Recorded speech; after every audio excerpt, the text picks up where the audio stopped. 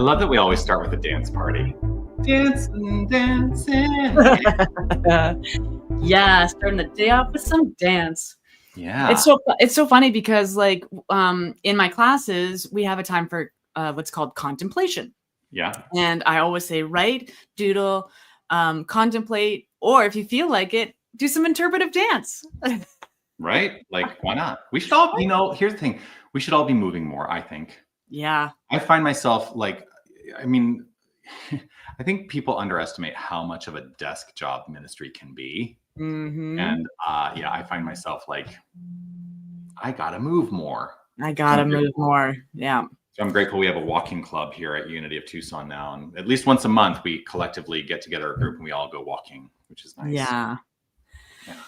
My puppy, she reminds me to get up from behind the desk regularly. Mm-hmm. Hi, Dr. Jonathan. How are you this glorious day? I'm doing great. How are you doing? I'm doing great as well. My tummy's a little off. To be totally honest, it's a little off today. But I know the truth of my being, and my tummy does not require that. And I allow myself to go back to the homeostasis of perfection, which is my natural state. Yeah. And, tummy on. Yes.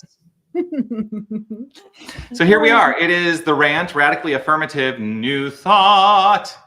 New Thought. New Thought, which is the spiritual philosophy that we teach, Reverend Steph St, Amand, and I am Dr. Jonathan Zenz. And New Thought is a spiritual philosophy that is rooted in the metaphysical principle of this. There's only one infinite creative source and power of all that is, and doesn't matter what you call it. Some of us call it God. Some of us call it great creator. Yeah. What do you call it, actually? I like to switch it up, but probably my most used word would probably be divine or divine mind. Mm-hmm. I go divine, divinity. I am the divinity of the divine. I call it the one power principle. I call it the universal source of all that is. I call it God's source energy. I call it life force. Life force. Yeah. Anyway. Yeah. What do you guys call it? Yeah. What do you out there call it? You all out there. What do you call it? You all out there. Steph, I want to know what is the benefit of the New Thought spiritual philosophy? What benefit has it brought to your life? Oh, a clear mind and a free soul. Right? Like even when I'm going through something that's probably a little rough around the edges, this philosophy, this teaching has emboldened me in such a way that allows me to think more clearly about those situations and experiences and to remember that I am doing the best that I can. So this beautiful, magnificent mind that isn't really here, it's here. It allows me the freedom to be who I'm called to be instead of being shackled to who I used to think I thought I was supposed to be. So important. Such an important distinction. Yes. Yeah. Oh, yeah. So the New Thought. Hi, Sherry. Here's what Sherry calls it. I call it love and me. Hey, me. Hey, V. Love that. Love that. Love that. I say all the time that the New Thought spiritual philosophy has allowed me to enhance the quality of my life. And I don't tend to get too deeply specific about what that actually means, but my life has become more my life has become more easeful through the practice of New Thought philosophy. My life has become an expression of greater prosperity through the New Thought spiritual philosophy. My life has become less competitive. Interesting. That's the word. It has become less competitive through the adoption and practice of the New Thought spiritual philosophy. Because what I realized in, life is that we're all in this together. And so maybe we should cooperate and work on making a collective shift towards the betterment of all. And we could do some real good in our lives and in the world by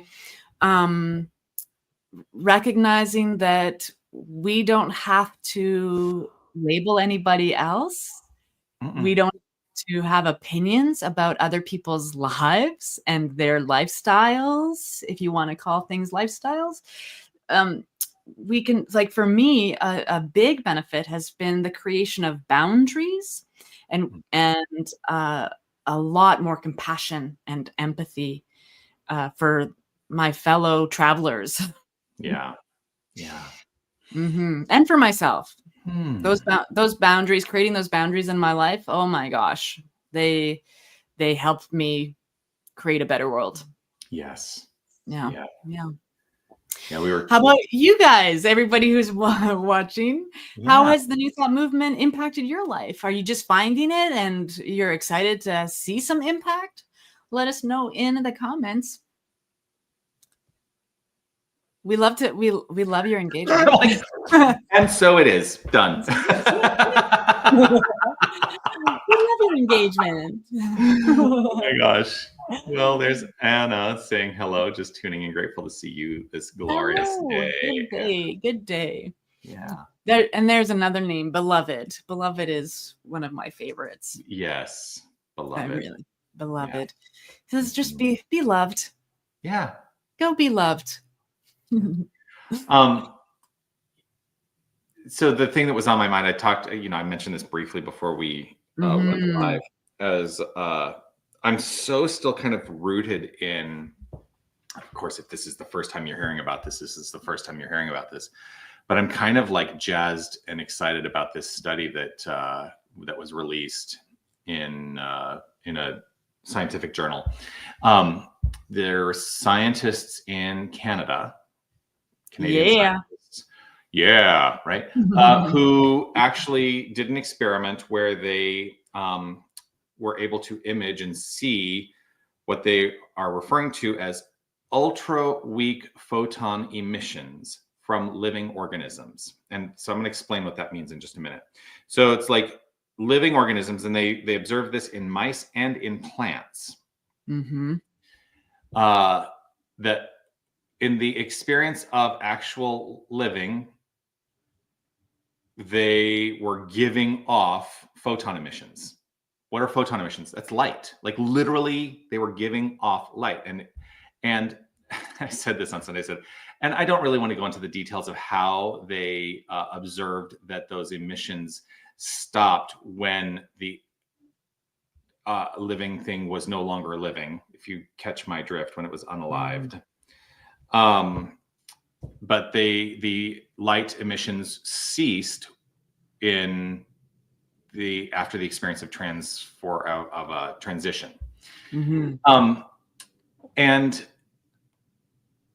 it is basically the beginning of scientific proof of what we've been talking about as spiritual people forever, which is we are beings of light. We literally are giving light. We are luminous.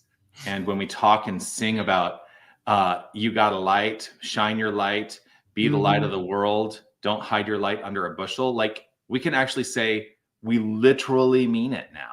Yeah. Because science is catching up with that, what we used to really consider just as metaphor, but we literally give off light. Anyway, it's been on I love that you're so giving light right now. You know? Well, I mean, look at the glow. Right? Yeah. So funny. Like I did that. It made me think of like Judy Garland in A Star Is Born. I don't know if you've ever seen that still photo. Okay. I have seen that. I'm showing my homosexual tendencies by referencing Judy Garland. Or a theater kid. Or a theater kid, but Judy's very important to the homosexual community. The older homosexual community, because my husband couldn't care less about Judy Garland. He's younger. So. He's like, who? Yeah, kind of. But let's talk about Lady Gaga. Right? Iconic. Chappell Roan. Like, yeah. Anyway, so light. What are your thoughts on that, Steph? What comes up for you around that? Oh, I think I think science is finally catching up to stuff we already know. Like, and that's what science is, right? Proving hypothesis.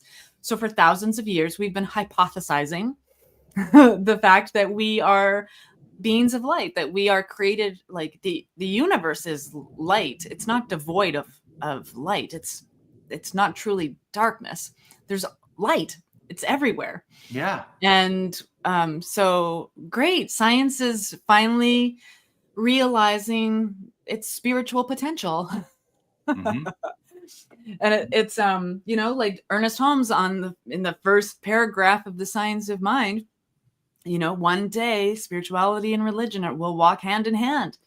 And we are definitely in that time now, like quantum physics and all like that kind of science, and how it portrays itself inside of a spiritual life and spiritual beingness. Yeah.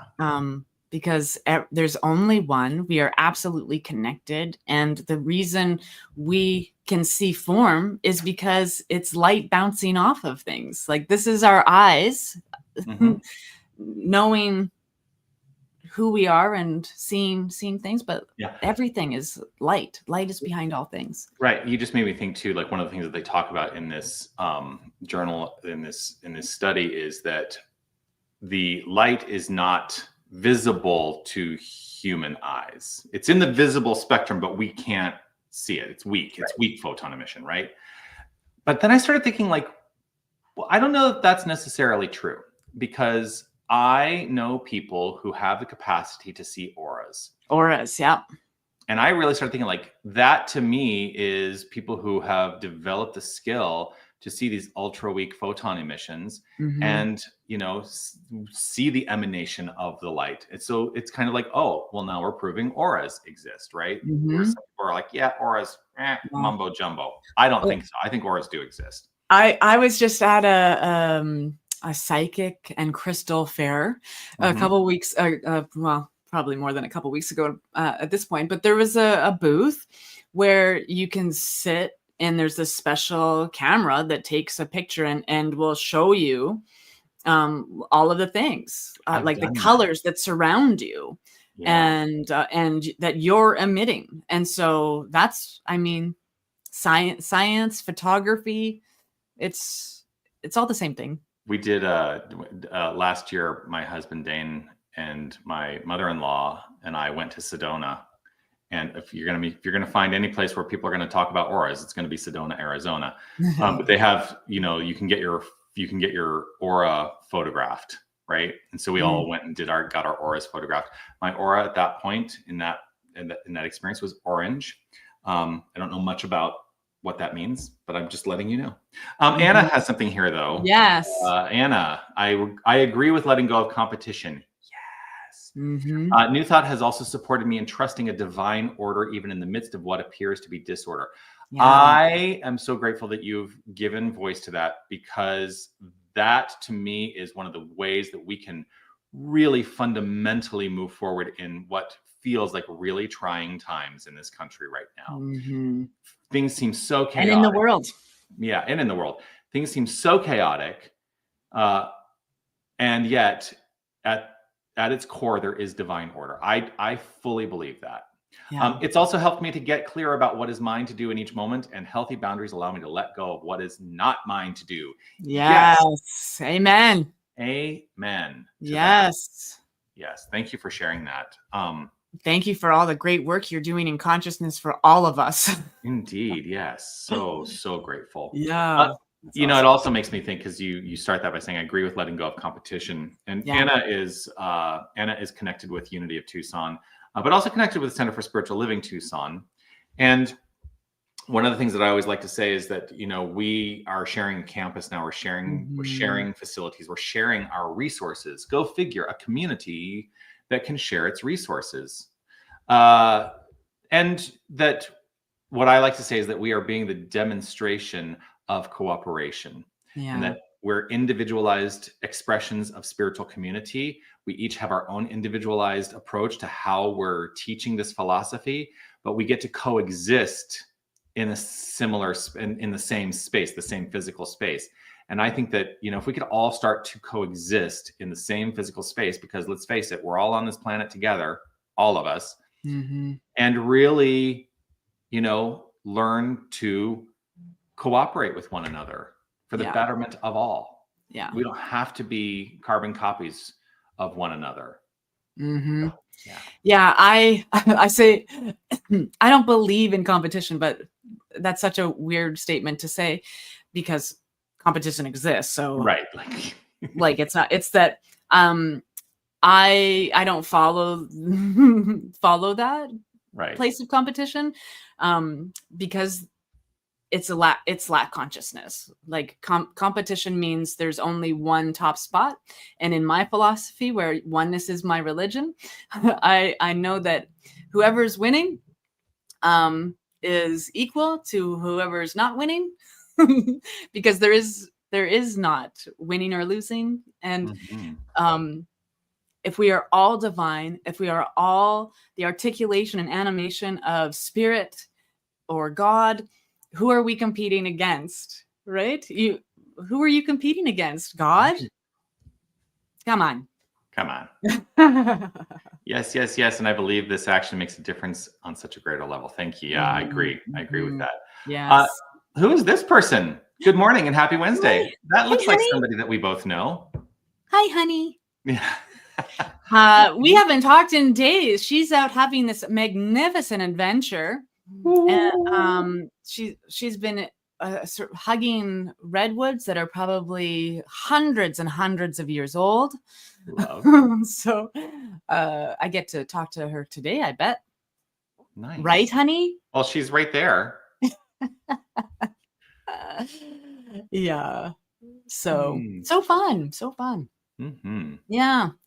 So yeah, like this. There is also it's been a minute since I saw this documentary, but there's at the depths of the ocean, in a place where life first started, like single cell organisms that created, after billions and trillions of years, humanity.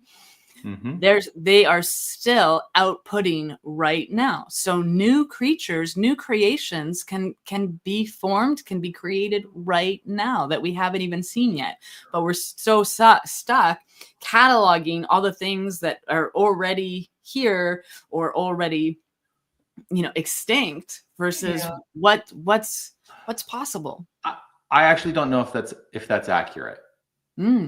Because I do know that there are scientists who are saying that are actually involved with actively observing evolution as it's happening, and that there is a branch of the living sciences where they're actually engaged with observing evolution. So yeah, we're still cataloging all we think we know and all that we think we have been, and everything that.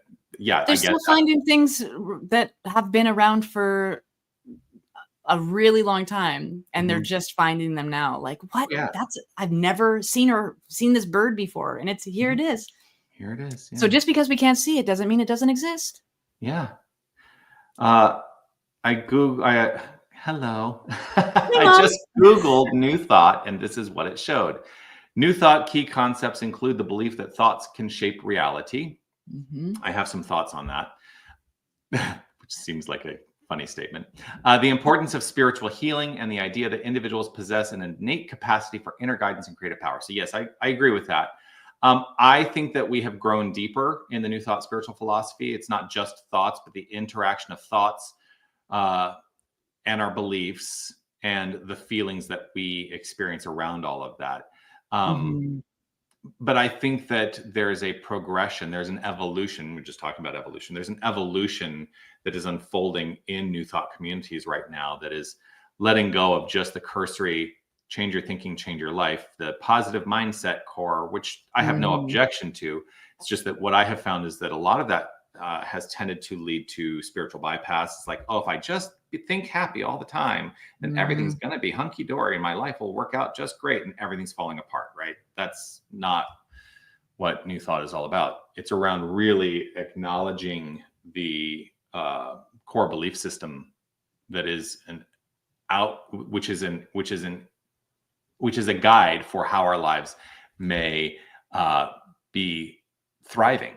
But I think I really am very interested in getting in touch with more than an intellectual understanding, that we're really getting to a deeply embodied understanding that incorporates thought, belief, and feeling into the picture. And, that it's an evolutionary philosophy as well.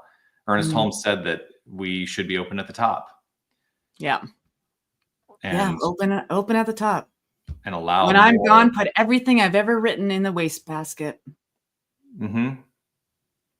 And to open up to what you know, what you don't know, and what you don't know, you don't know, right? And be willing to go on the journey of exploration. That's why one of my favorite affirmations and guiding experiences is to sit in contemplation and say, I know nothing. Now what can I know? Yes. Yep. I know. In class last night, there I have a lot of conversations about anxiety. As someone who experienced like chronic anxiety for several decades, it's the story I go to all the time, and I'm always asked, like, how did you not be anxious? And I'm like, practice for 15 years straight, like daily.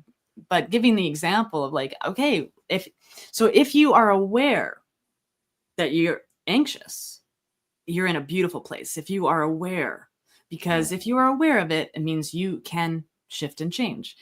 And instead of just like positively saying all the time, like, I have a beautiful life. This is the life that God gave me. And, and being in that, you accept it. Don't try to bypass the feeling tone. There's a reason I feel anxious when I'm feeling anxious, and to just like have a conversation with it. Okay, I'm feeling anxious. I recognize you.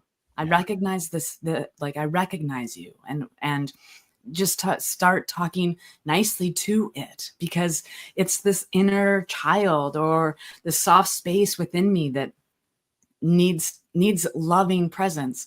And anxiety is living in the future, like being fearful of things that may or may not happen. Right. And to be present now, that's, if you are aware you're anxious, your mind is ready.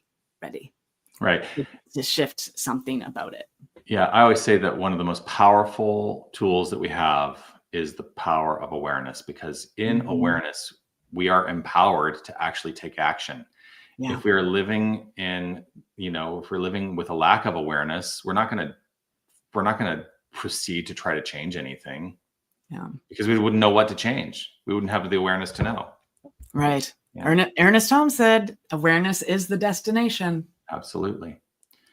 I have learned that for me, it is more important to see deeper into whatever is, to see differently rather than to change what I see. Yeah. Oh, another thing. That's so good. Oh, that's so good. Yes. Yes. Yeah. I put a ring on it. I abhor the notion that we have to manipulate or coerce the circumstances of our lives.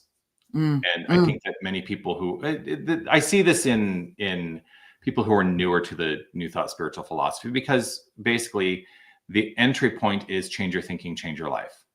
Yeah. And so people come in and like, oh, if I pray and then I like manipulate, now my life is changing.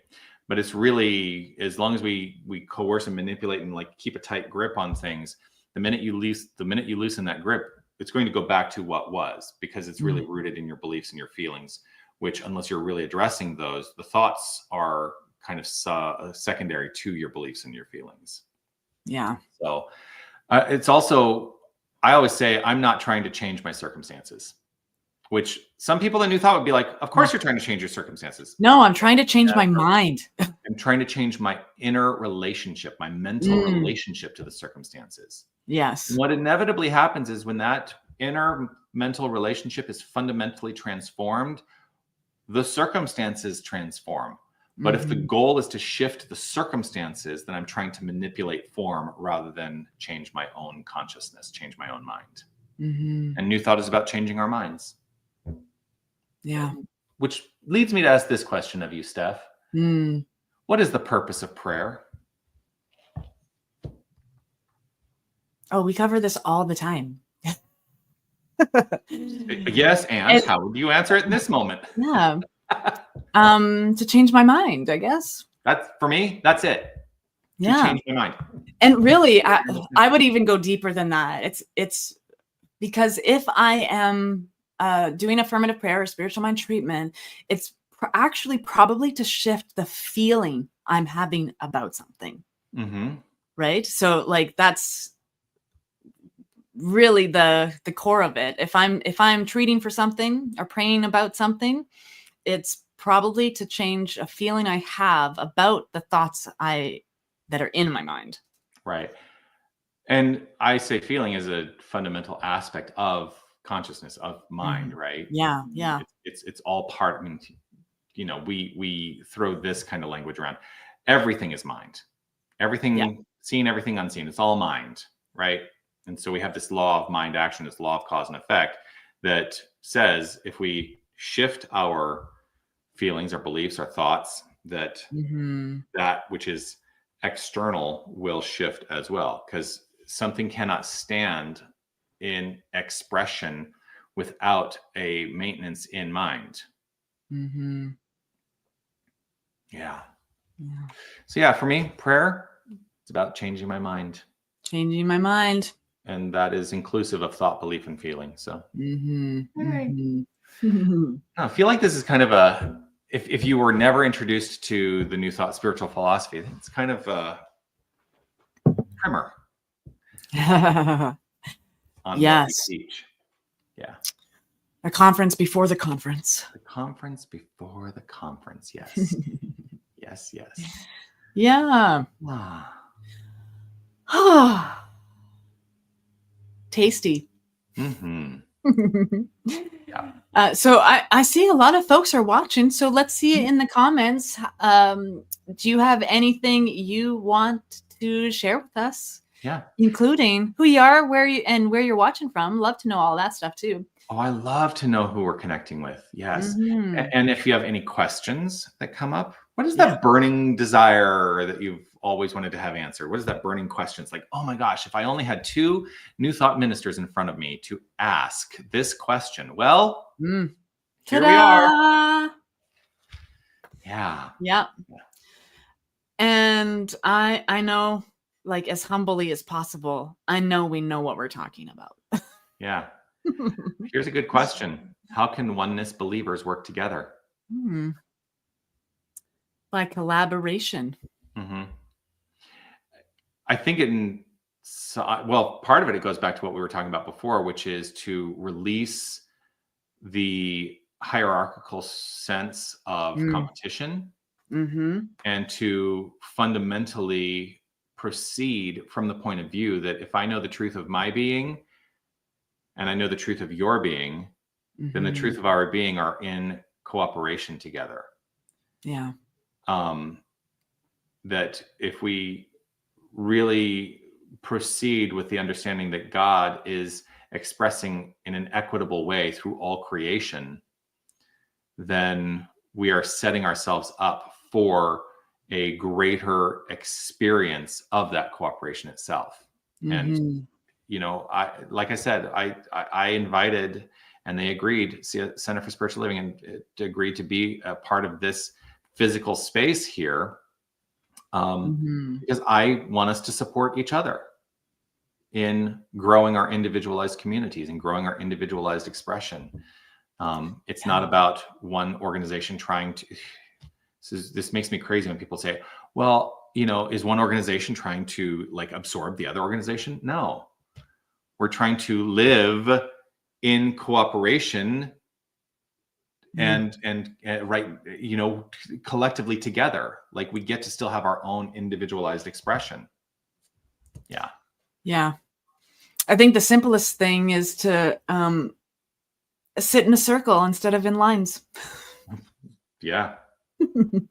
Yeah. Yeah. That makes me laugh only because I'm like, I also don't tend to love the way that sanctuaries are set up, because it really does set up a hierarchical idea subconsciously. Like Yeah. there's the Even minister even up the height there. of the stage. Like there's the minister, and you've been here now, Steph. Mm, mm, The platform at Unity of Tucson is so freaking high yeah.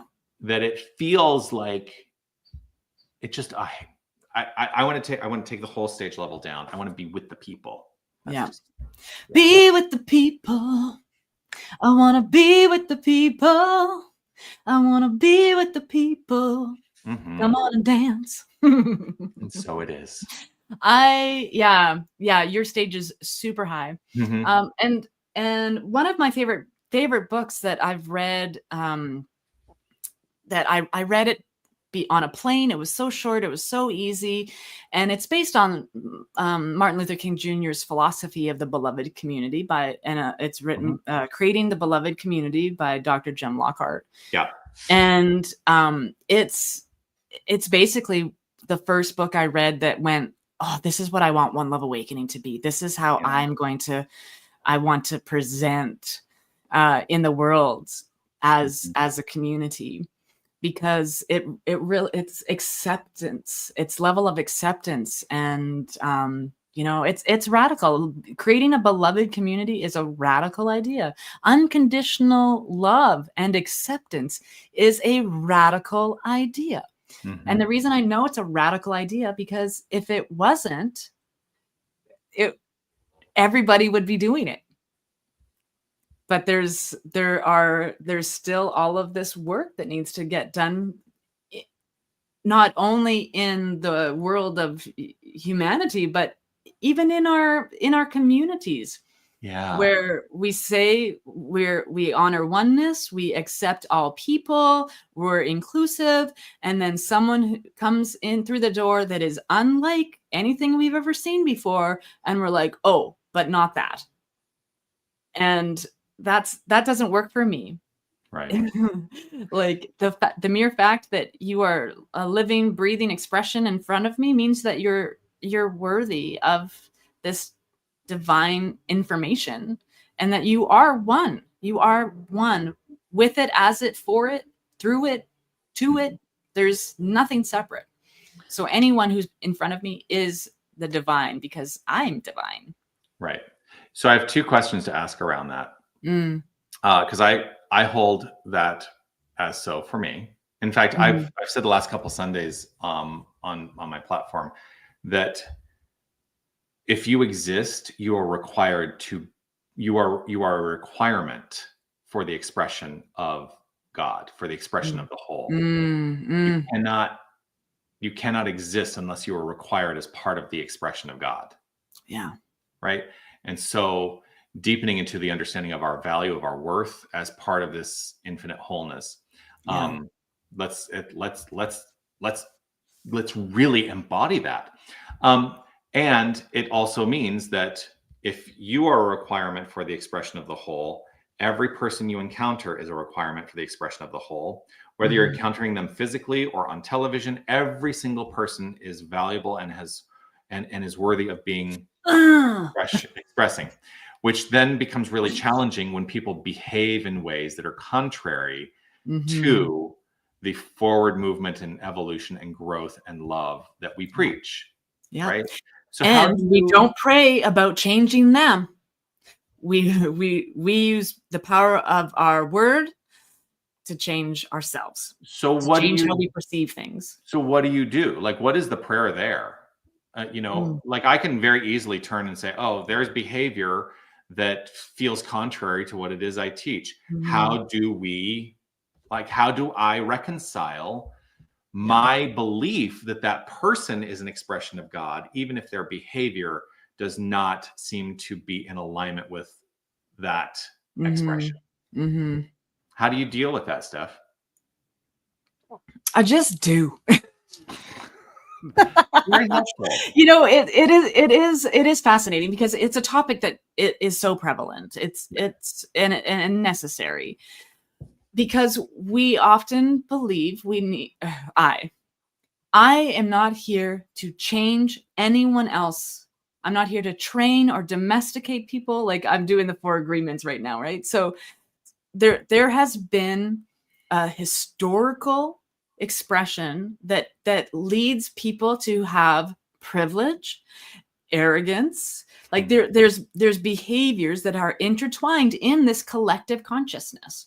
It's not my job to change or fix people, like especially as a minister. My role is to love only, forgive everything, and remember who I am. So in that beautiful philosophy, then my prayer work is like calling into my experience in my mind, the awareness and the patience and the ability to be more understanding and all of these things, because everyone, like you said, everyone is a valuable part of existence, or we wouldn't be here.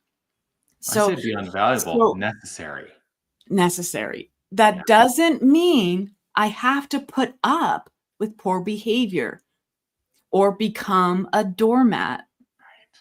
Knowing who I am, again, going back to clear boundaries. What is my line in the sand when it comes to poor behavior?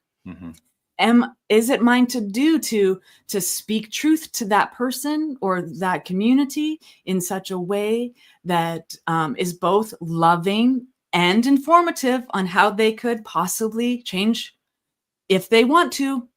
But willingness is the first thing. Like I teach, willingness is the step that spiritual mind treatment has affirmative prayer has forgotten. You have to be willing to do the treatment. You have to be willing to do the work. You have to be willing to receive the answered prayer. So being willing and make so much room for other people to change. Make so much room for other people to change and grow and evolve, because I know I have. Who I was 20 years ago would not be having this conversation today. Me either. So I sometimes have to remind people in my life who have been in my life for that long that, make room for the new me. Like, can you trust the new me, the one who's been demonstrating and providing evidence for years now that this is the new me and that I have the capacity to change? Right? Everyone deserves second and third chances. And sometimes what is called for is simply pulling away and saying, this line has been crossed. So we're done. Yeah. And that's on the individual whose line is being crossed. Right. You just really, so I want to articulate something that you kind of just sparked for me. And it is related to prayer, and it is related to the manner in which we teach prayer and the manner in which we are perhaps doing some of our students a disservice at the outset. Oh gosh, glasses are coming off. So one of the things that I always say whenever I teach a prayer class is prayer is not a magical incantation, right? It's not like I'm going to pray for this and then like I don't have to have any participation. It's just going to change, right? Prayer is not a magical incantation. And in fact, I often say if prayer does not impel action, then the prayer is unanswered. And that action is actually the result of a shift in the feeling tone of what it is that we are praying for and about. And so I believe that nothing will change without my participation in my life. And so prayer is about shifting my own relationship to such a degree that I am impelled into action. I don't like to say compelled because that feels like coercion or force, right? There's an impulse within me as the result of the prayer to be active and to activate that change in my life. that I don't just sit here and pray and be like, oh, it's all going to happen and it's all good. It's all God, right? That's not at all what we're talking about when I teach prayer anyway. I don't know about you. Anyway, sometimes I just feel like I want to articulate that and give voice to that because, it's really, I think, fundamentally understanding that the answer to the prayer, we often talk about the answer to the prayer is the demonstration and form. But if you are not participating in the demonstration and the form, then the answer is probably not the answer. Yeah. Think about that. Mm-hmm. Again, Ernest Holmes, treat and move your feet. Yes. Treat but and move your people feet. Separate those ideas. They're like, I'm going to treat. I'm going to pray. Move my feet. And they have no relationship to each other. Yeah. Yeah. Right? That's why I say prayer must impel activity. Yeah. Back when I was teaching things like foundations and beginner classes like that, it was, my example was the treat and move your feet was someone praying for better health or losing weight. And then I prayed, so I'm going to go eat a whole bunch of ice cream because I've prayed, so the demonstration will be okay. I'm going to be healthy. Yeah. But we continue to live in the habitual cycle of who we don't want to be until we change our mind. And the only way that new thing is going to show up, the new version of ourselves, is if we break that cycle. Right. Yeah. Awesome. I love this stuff. I love this stuff so much. Mm-hmm. I keep getting more and more books piled up beside me. It's like, oh my gosh. Yeah. I actually called through my bookshelves a few months ago because I was like, I've got so many books and I don't have enough bookshelves in my office now. And I'm grateful that I did, of course. Then it made me think, what books did I release that I wish I had now still? I don't know the answer to that. I'm just, voicing that. Because actually you mentioned Dr. Jim Lockhart's book, and I was like, I do have that book. And I'm looking up on my shelf. I'm like, but where is it? I don't see it on my shelf. Yeah. I know I would not have gotten rid of that one. It may be on that shelf down there. So. Oh, I lent mine out. Yeah. So I physically don't have one right now. Yeah. But but the person I lent it to is one of my most trusted people in my life. So yeah. I lent my copy of, I'm going to sneeze. Excuse me. I lent my copy of Biology of Belief out, and I don't remember to whom I lent it, but I've never received it back. Anyway, it's in its perfect So if you're watching right now and you have Dr. Jonathan's copy, could you imagine? Give it back. Just give it back. And it's okay. Slip it out the door. No one I needs can to always know. get another copy. Yeah. Yeah. Yeah. Some books like that one, I have lent it out twice in the last few months. So I think I need to buy a couple more copies and just, here you go. Because if I want to create the beloved community. This is what I want in my life.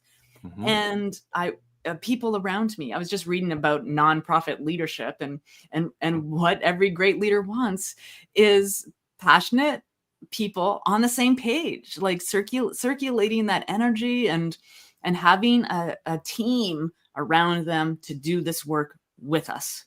Right? To do the work with us. We can't do it all by ourselves. We have a mission, and then we got to move our feet. Yeah. So I love that book. He's written a companion copy or a companion book to it, and another one called Being the Beloved Being the Beloved Community. And I think it's like a more spiritual leadership kind of take on it. So it's in my cart. I'm gonna buy it. When he first published Creating the Beloved Community, so I was still in Toronto when that happened, and I actually set my annual theme to being the beloved community, or creating the beloved community.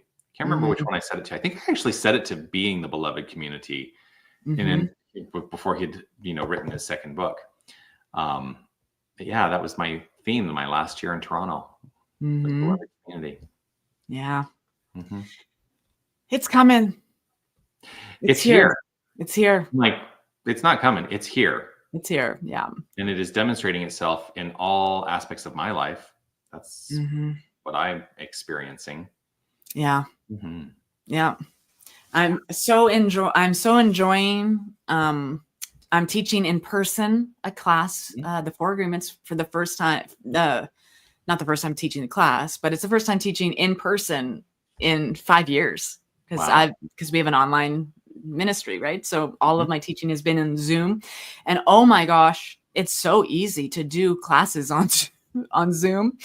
And in person, it's just like, it's been amazing. Everybody is talking about that this class is a community that's building, right? Like they're talking about, this is community. How can I put this in our community? I'm like, oh yeah, it's good stuff. Yeah. Because community is just, and I think the New Thought movement it's really coming to a deeper understanding of community versus just this teaching. Let's get this teaching out into the world. Well, let's deepen what we've got. Let's ground ourselves. Let's be centered. Who are we as a community, so that we know who we're ministering to? Right. I frequently talk about people are not showing up for us craving a spiritual philosophy. They're craving community. They're craving community. Yes. And the spiritual philosophy supports that community, but 99% of the time, people are not showing up here because they're like, oh, new thought, that's what I need. No, they're saying, I need community. I need interaction. I need communion. I need common union. And the spiritual philosophy is secondary to what people are seeking, I think, frequently. Yeah. Like, and for me, the spiritual philosophy is oneness and love. Yeah. That's what I do. And so that is building a community, that is being supportive of people's journeys, and meet people where they're at, and walk beside them. Don't stand solely at the front of the room and pull people towards something they're not ready for. Everybody, like I say, I travel at a pace that is unmeasurable. Like I'm growing at a pace that's unmeasurable. So let's link arms and arms, hearts and hearts. Let's walk this path together, versus I know everything and you should sit around my feet and listen. And that doesn't work for me. No, doesn't work for me. I want to be surrounded by people who are, there for community, being a part of something that can grow and expand, but doing it together, and learning together. I have been told, like, in my classes and in my ministry, like, you're an open book, you share yourself, you're so, like, loving and heart-centered, and I'm like, thank you. That's exactly who I'm supposed to be. I don't need to be some guru on a mountain. I need to be amongst. You know what that makes me think? I haven't said this on a Sunday in a long time. It may be worth saying on a Sunday soon. But if you are part of a spiritual community with a minister, like if that's the paradigm, like that's the paradigm where I am. I'm the minister. I'm the senior minister of this community. I'm not the only minister in this community, but I'm the one who's been elected to basically drive the ship, right? But I also have said on Sundays, like, do not put me on a platform, and if you have put me on a platform, immediately knock me down, because I am not here to, I'm not here with the idea that, from an egocentric point of view, that I'm an authority. I am here to be in the participation of expanding my understanding along with all of us. And I've been equipped with tools through my training to facilitate that. But I think of myself as a facilitator more than a leader, if that makes any sense. Yeah, for sure. For Yeah. sure. Yeah. Ah, yeah. Well, there we are. There we are. Anything else coming up for all of you out there? We've been just, you get Steph and I talking. We'll just talk. We'll just chat it up. We'll just have a good old rant. We have a couple minutes left. So if there's anything that you want to, articulate, please let us know in the chat. And yeah. Otherwise, it may be time for us to bid everyone adieu. Yeah.